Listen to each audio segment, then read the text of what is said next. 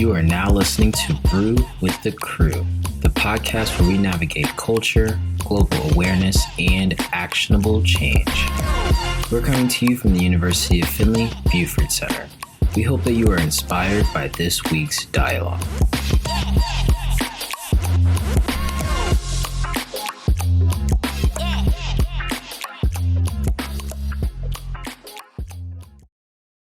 Welcome back to Season 2 of Brew with the Crew. I'm your host, Olanefe Akimalayan, and Happy New Year, and Happy Martin Luther King Jr. Day. I appreciate you tuning into today's episode because we're brewing up some conversation on some ideals of the late, great Dr. Martin Luther King Jr. So to give you a bit of context on today's episode, I spoke a little bit back in 2019 at the University of Findlay discussing the importance of understanding what each and every one of us can do to impact change in our communities. So it stemmed from this concept of MLK's beloved community, a concept that was coined early in the 20th century. Dr. King's beloved community is a global vision in which all people could share in the wealth and the riches of the world. In this community, racism and all forms of discrimination, bigotry, and prejudice will be replaced by an all-inclusive spirit of sisterhood and brotherhood. So I dug up my old speech because I believe that a lot of the sentiments from back then are still relevant to today. So after I was struggling through reading my old remarks, noticing some typos that I definitely didn't notice before, and the red marks that I had made previously, I had to think about how I was applying some of these principles in my own personal life. So Dr. King had 6 steps that made up his philosophy for nonviolent social change. I broke this down into 3 steps back then in 2019, but since then I've obviously gained a little bit more expertise and I have a little bit more time on this platform to discuss the 6 steps he graciously left us to implement. You can check out a lot of this information on thekingcenter.org, but I'm going to hopefully dive into the 6 steps today, and hopefully you can gain some insight and relate to some of these things here that I discuss. So let's brew up some conversation about these 6 steps and why it's so important for us to really discuss them and why it may be difficult for us to actually implement them, at least in my own opinion. So first off, step number 1, information gathering. So to understand and to articulate an issue, problem, or injustice facing a person, community, or institution, you have to do your research. This is according to Dr. King. You must investigate and gather all vital information from all sides of the argument or issue so that you can increase your understanding of the problem. You must become an expert on your opponent's position. So it seems easy to me to do this in theory, right? Because we have so many ways to gain access to information. But in reality, I think a lot of us get overwhelmed by just how much information is out there. I know that with social media, it definitely pushes us and has a lot of information in our face all the time. I know when I was looking to gain some insight on some topics or learning about another person's position, I would watch maybe some TED Talks or maybe some PBS documentaries, but I always found myself criticizing the flaws in their arguments. I think a lot of us tend to start to criticize the opponent's argument because we believe so firmly in our own belief. But I noticed that I would only really go to one source for all this information, hoping that it would be enough. So maybe going to YouTube and using as many YouTube videos as I could find to, justify my argument and also learn about the opponent's argument. But Dr. King definitely understood that many of us tend to only look at the sources that mostly support our beliefs, and we tend to neglect a lot of the opposing views sides. We don't put the same effort into looking at our own sources as we would for the opposing side. So the next step in the 6-part journey, as we may take it, is education, which I think supplements information gathering pretty well. So he says that it's essential for us to inform one another, including the opposition, about our issue. It minimizes misunderstandings and it helps us gain support and sympathy for each other. So I would say that it's pretty nice because we're in a digital age right now because there's so many tools that can help us to stay educated and to help us educate others. And as much as I'd hate to say it, TikTok has surprisingly been one of those great tools because a lot of people find themselves using it to educate themselves, whether that be about instructional dance videos or even comedic skits that tend to consume our time.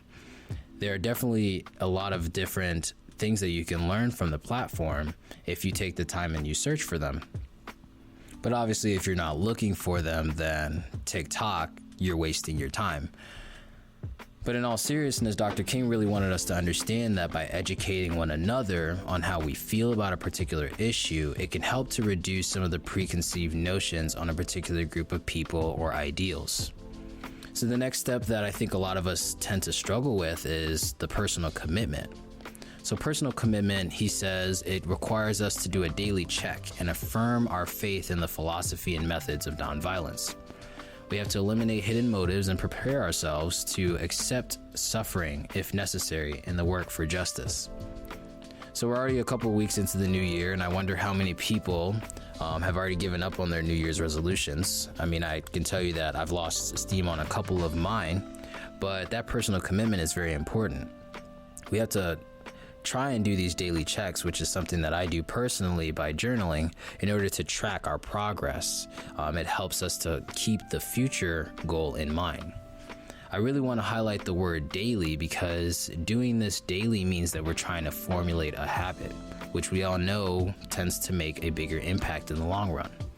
So this, coupled with accepting suffering when necessary, is needed in order to reach the goal. This is where I would say a lot of us are not willing to give up those comfort zones where most of us find ourselves. And because of this, we may be failing to grow personally, and we're limiting the growth of our neighbor as well. But I think Dr. King's next step helps us to push through our uncomfortable situations. The next step is negotiation. So in this, he says that we can use humor, grace, intelligence to confront the other party with a list of injustices and a plan for addressing and resolving these injustices. Look for what is positive in each action and statement the opposition makes. Do not seek to humiliate the opponent, but to call forth the good in the opponent. So there's a lot there, but I could only imagine what it would look like if maybe a group of people from different political parties could have a debate where all they did was name good things about each other and all the things that they've done to resolve injustices in a particular country. Seems weird to think about, but I wonder what kind of conversations would arise after that debate. Our society is largely driven by the idea of competition, and understandably so, because we believe that competition produces more great things. But we have to believe that we all want the best in social justice. I don't think there's room for competition in this aspect. We shouldn't be competing in this field because we're all trying to achieve this common goal.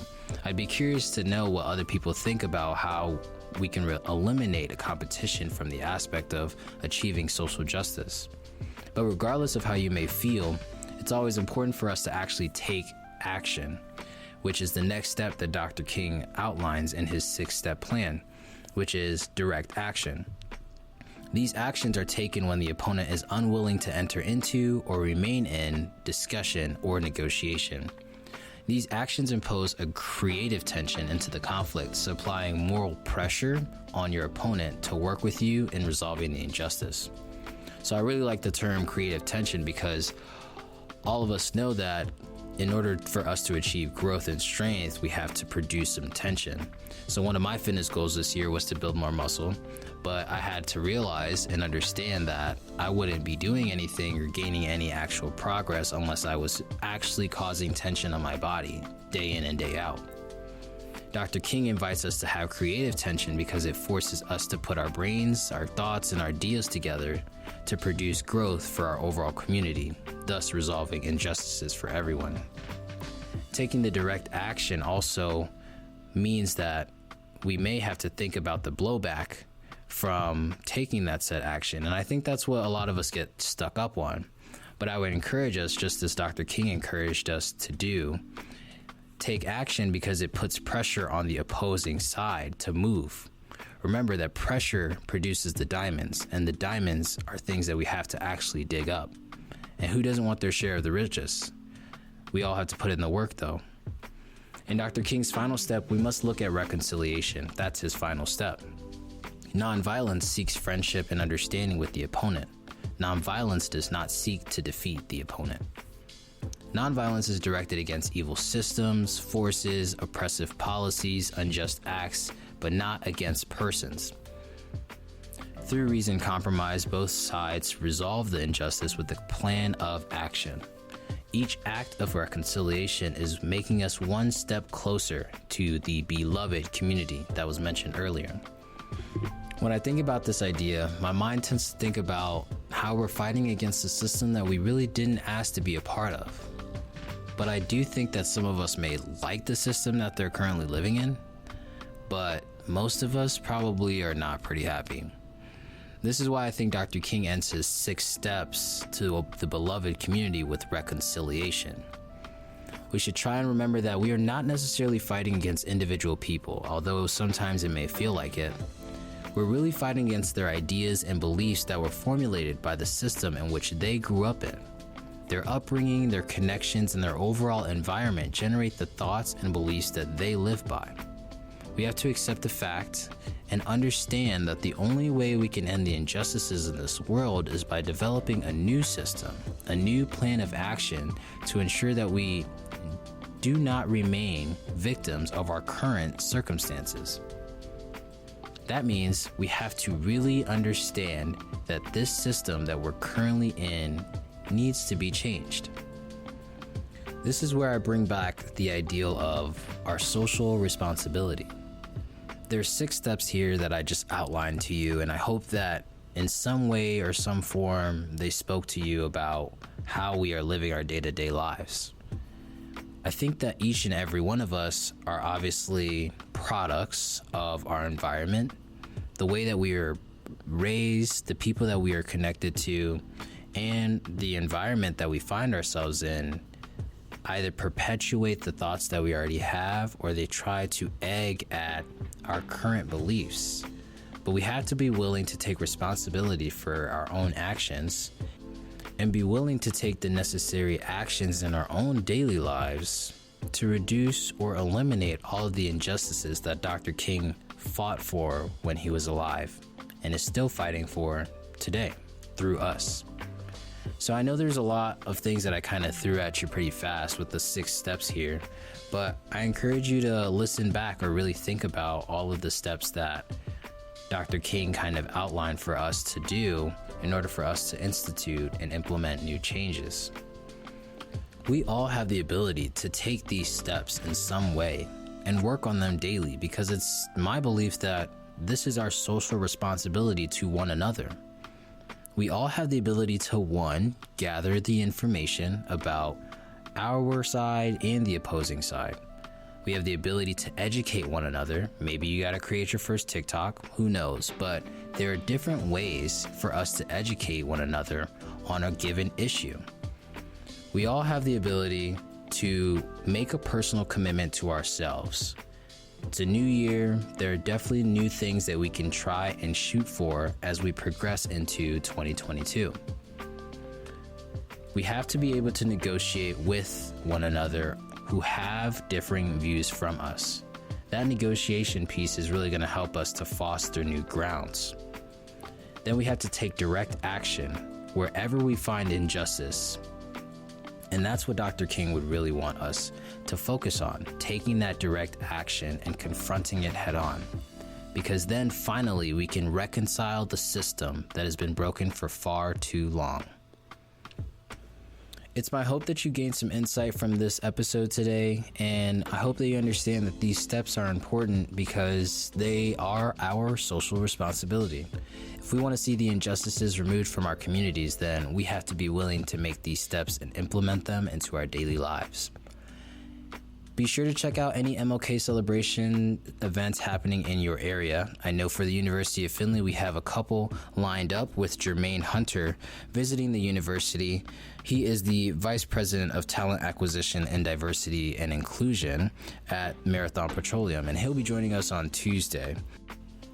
On Wednesday, we'll be having our Buford Dialogue in the Buford Center at 12 noon to discuss more about MLK's ideals. Then we'll end the week off with a mobile food pantry hosted by the Buford Center, where we hope to donate 10,000 pounds to communities and family members that need it.